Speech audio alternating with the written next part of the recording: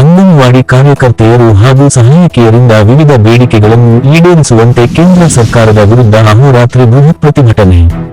ಚಳಿಗೂ ಲೆಕ್ಕಿಸದೆ ರಸ್ತೆಯಲ್ಲೇ ಪ್ಲಾಸ್ಟಿಕ್ ಚೀಲ ಹಾಸಿ ಅಹೋರಾತ್ರಿ ಪ್ರತಿಭಟನೆ ಮನಕಲಕುವಂತಾಗಿದೆ.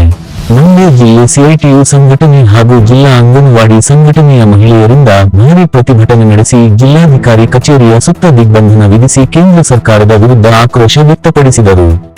ಪ್ರತಿಭಟನಾಕಾರರು ಸಾವಿರಾರು ಸಂಖ್ಯೆಯಲ್ಲಿ ಜಮಾಯಿಸಿ ಕೇಂದ್ರ ಸರ್ಕಾರ ಅಂಗನವಾಡಿ ಕಾರ್ಯಕರ್ತೆಯರನ್ನು ಖಾಯಂಗೊಳಿಸುವಂತೆ ಒತ್ತಾಯಿಸಿದರು. ಕೇಂದ್ರ ಸರ್ಕಾರಕ್ಕೆ ಹಲವಾರು ವರ್ಷಗಳಿಂದ ನಮ್ಮನ್ನ ಖಾಯಂಗೊಳಿಸುವಂತೆ ಬೇಡಿಕೆ ನೀಡಿದ್ದರೂ ಸಹ ನಮ್ಮ ಮನವಿಗೆ ಸ್ಪಂದಿಸಿಲ್ಲ ಎಂದು ಕಿಡಿಕಾರಿದರು. ಪ್ರತಿಭಟನಾಕಾರರು ಹೆಚ್ಚಿನ ಸಂಖ್ಯೆಯಲ್ಲಿ ಸೇರಿದ್ದ ಕಾರಣ ಕುಳಿತುಕೊಳ್ಳಲು ಸ್ಥಳದ ಕೊರತೆ ಉಂಟಾಗಿತ್ತು.